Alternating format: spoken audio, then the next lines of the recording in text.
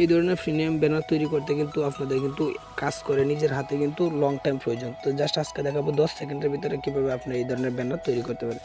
তো চলুন শুরু করা